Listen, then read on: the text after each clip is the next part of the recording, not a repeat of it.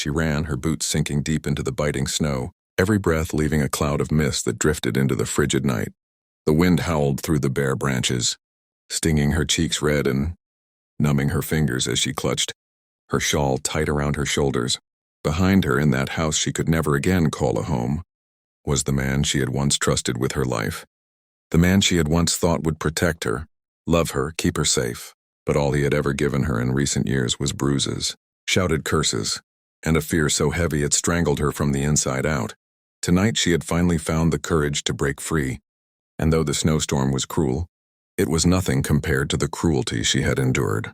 She stumbled across the white-blanketed land, tears freezing to her lashes, the sound of her heart pounding like a drum in her chest. Every crunch of her boots in the snow echoed her desperation. She didn't know where she was going, only that she needed to get as far from him as the Lord would allow. The world was a blur of white, sky and ground blending into one endless sheet of frost. Her legs trembled with exhaustion, her body weakened by years of hardship, but something inside her, a flicker of fire that had not yet gone out, kept her moving. Each step was defiance, each ragged breath a rebellion. She was not going to die as wife. She was not going to let her story end in silence.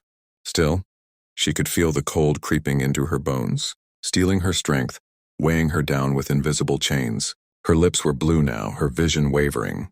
She whispered a prayer under her breath, half plea, half surrender, that someone, anyone, would find her before the storm swallowed her whole. Somewhere miles away, a cowboy was riding home through the storm. He was tall in the saddle, broad-shouldered beneath a worn sheepskin coat, his hat pulled low to guard against the icy wind. His horse, a strong chestnut with steam rising from its nostrils, trudged steadily through the snow. He had gone into town for supplies but had been delayed by the storm, and now he was following the lantern light swinging from his saddle horn, his keen eyes scanning the land for familiar markers. He had seen many winters, endured many storms, but something about this night felt different, as though the land itself was whispering for him to pay attention.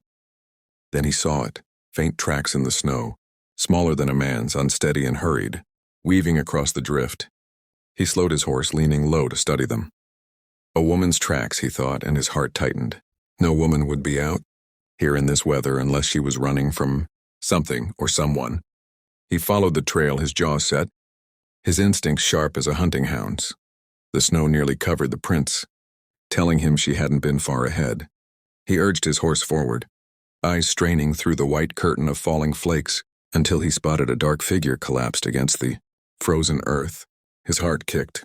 He swung down from his horse in an instant, boots crunching through the snow as he rushed to her side. She was barely conscious, her face pale, her lips trembling, her eyes glazed with exhaustion and fear. "Ma'am," he said, his voice firm but gentle, the kind of voice that cut through fear like a knife through rope. "Don't you quit on me now. You're safe. I've got you." She tried to speak, but her words were a whisper lost to the wind. With no hesitation, he scooped her into his arms, lifting her as though she weighed no more than a child, cradling her against the warmth of his chest. Her head rested against his shoulder, and for the first time that night she felt a hint of safety. He carried her to his horse, mounting with practiced ease even while holding her close, wrapping his heavy coat around her frail frame. "Hold on," he murmured as though she could still hear. "We're going home." The ride was slow but steady, every step of the horse measured against the fury of the storm. The cowboy's jaw clenched as he thought about what might have driven her out into the night like this, but his heart softened as he felt the faint rise and fall of her breathing against him.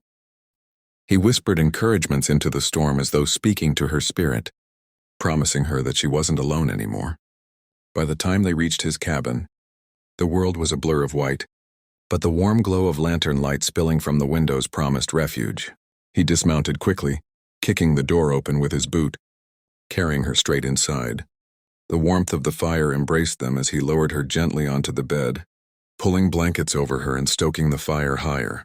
He removed her frozen boots, rubbed life back into her hands, and spooned warm broth to her lips until color began to creep back into her cheeks. Hours passed before she finally stirred, her eyes fluttering open to meet his.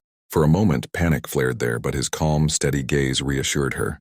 "You're safe now," he said softly, pulling a chair closer to her bedside. "Ain't no one gonna hurt you while you're under my roof." Tears spilled down her cheeks as she whispered the truth of her escape, telling him about the man who had once been her husband, the fists that had struck her, the nights she had prayed for deliverance. The cowboy listened without interruption, his fists tightening in quiet anger, his heart burning with a protective fire he hadn't felt in years. When she had finished, he reached for her trembling hand and held it firmly. "You were brave to run," he told her, his voice deep and unwavering. "Takes a strong spirit to walk out of hell into a storm. But you ain't alone anymore." "Not while I'm breathing." She wept, not just from the pain, but from the strange, unfamiliar comfort of being believed, being cared for, being safe. The storm raged on outside, but in that cabin a new kind of warmth filled the air. It wasn't just the fire, it was hope, the first fragile thread of a life rebuilt. The cowboy knew the days ahead wouldn't be easy. There would be reckonings, there would be scars that couldn't heal overnight. But he also knew one thing with certainty. This woman was not going to walk that road alone. He would stand with her, protect her, carry her as far as needed until she found her strength again. And so, as dawn broke over the snowy land, painting the world gold and silver, she lay beneath the quilts safe at last, while the cowboy stood guard at the window, his hand resting on the rifle by the door, his heart steady with silent promise. She had fled into the snow, broken and afraid, but fate had carried her into the arms of someone who saw her not as a burden, but as a soul worth saving. And sometimes in the harshest winters, that is where the truest stories of redemption are written. Friends, if this story touched your heart, if you felt the chill of the storm and the warmth of hope in its ending, then make sure you don't miss the next tale waiting just around the bend. Hit that subscribe button, join our growing family, and let's keep sharing stories of courage, justice, and the power of the human spirit together. Your support keeps these stories alive, and trust me, the next one is going to be even more powerful. The morning sun rose slowly over the snow-blanketed land, casting soft rays of pale gold across the endless white. And inside the cabin, warmth flickered against the log walls as the fire popped and crackled. She stirred beneath the quilts, her body aching from the night's ordeal, but her spirit sensing for the first time in years that she was safe enough to rest. Her eyes opened slowly, adjusting to the light, and the first thing she saw was him, the cowboy seated by the window, head resting on his knee, gaze fixed on the horizon as though guarding not just the land but her very life. His presence was solid, reassuring, a silent wall between her and the memories that clawed at her mind. For a long moment she watched him, her breath shallow, her heart whispering questions it was too afraid to ask. Why had he helped her? Why had he carried her when no one else had ever bothered to care? When he noticed her waking, he turned his head, his steady eyes softening as they met hers. "Morning," he said simply, his voice deep and warm, and though the word was plain, it held a weight of kindness she had not heard in years. He rose, poured her a tin cup of hot tea, and brought it to her bedside. She sat up slowly, trembling, her hands still weak, and he steadied the cup as she drank, the steam rising into her face like a balm against the chill lingering in her bones. For the first time in so long, her stomach filled with something more than fear.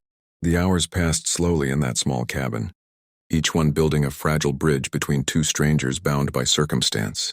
He told her his name was James, though most folks just called him the cowboy, for he was known more for his deeds than his words. He lived alone out on the edge of the valley, his days spent tending cattle and riding the range, his nights spent beneath the wide, endless sky. He asked for nothing in return for helping her, only that she rest and heal. But she could see in his eyes that he carried his own weight, his own shadows of loss, though he never spoke of them.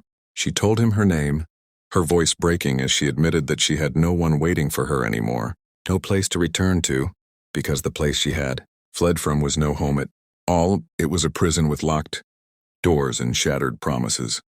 He listened, silent and steady, letting her words spill into the air until the burden in her chest eased. "You've got strength," he told her finally, his gaze unflinching. "Takes courage to run through a storm with nothing but hope to keep you moving. You ain't broken, ma'am. You're braver than you think." His words struck her like sunlight breaking through clouds, and for the first time in years, she believed maybe he was right. Days turned into nights, and the storm outside slowly began to ease, though the frost still clung to the earth like an iron grip. In that time she grew stronger, her cheeks regaining color, her body finding warmth again.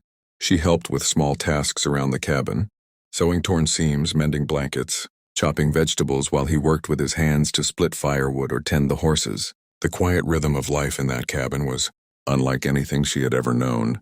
Peaceful, steady, free of fear. Yet in the back of her mind, the shadow of her past lingered. She knew her husband was still out there, bitter, angry, and vengeful, and men like him didn't let go easily. More than once she startled at the sound of branches against the window or the distant cry of the wind, her heart racing with panic. Each time James was there, steady as stone, his hand resting gently over hers, his voice grounding her with a simple promise. "You're safe here. He ain't ever going to hurt you again. Not while I'm breathing."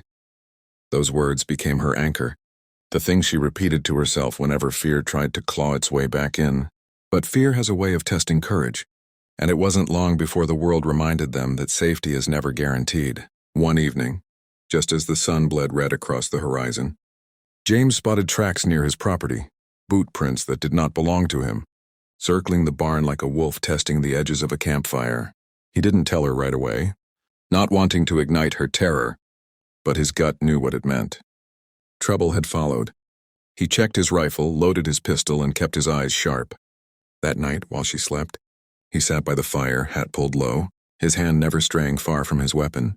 He prayed silently that whoever had left those tracks would turn back, that the storm had been enough to keep danger at bay. But deep inside, he knew better. Men like the one she had run from didn't quit easily. The following day confirmed his fears. She was helping him hang laundry near the cabin when the sound of distant hoofbeats echoed through the valley. Her blood ran cold, her breath catching in her throat, and she clutched his arm instinctively. James narrowed his eyes toward the ridge, his hand lowering to the revolver at his hip. A lone rider appeared, dark and brooding against the white snow, and even from a distance she recognized the shape, the tilt of his shoulders, the hatred that radiated off him like poison. Her husband. He had found her. Her knees buckled, and James caught her before she fell. "Inside," he whispered firmly, guiding her back into the cabin, but she could see the fire in his eyes, the unshakable steel of a man who would not allow harm to come to someone under his care. The rider came closer, shouting threats, his voice ugly and venomous, declaring that she was his and he had come to drag her back. She shook her head, sobbing, whispering, "I can't go back, I won't go back." James stood in the doorway, his broad frame blocking her from view, his rifle held steady in his hands. His voice carried over the snow, calm but sharp as a blade. "She ain't yours anymore. You lost that right the moment you raised your hand against her. You want to fight? You'll have to come through me." The two men locked eyes across the frozen yard, the storm of years of pain and rage brewing between them. The husband spat curses, his hand twitching near the gun at his hip. But James never flinched. "You got one chance," James warned. "Turn that horse around and ride out, or you'll be carried out."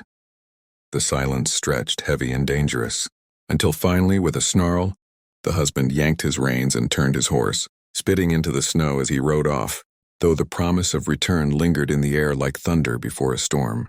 When it was over, she collapsed into James's arms, trembling, her tears soaking his shirt. "He'll come back," she whispered brokenly. James tightened his hold, his voice a vow carved into stone. "Then we'll be ready. He ain't taking you. Not now, not ever. You've got a home here, and I'll stand between you and him till my last breath." His words wrapped around her like armor. And though fear still lingered, so did something else, trust. For the first time, she allowed herself to lean fully into his embrace, to believe that maybe, just maybe, her story wasn't ending in fear but beginning in hope.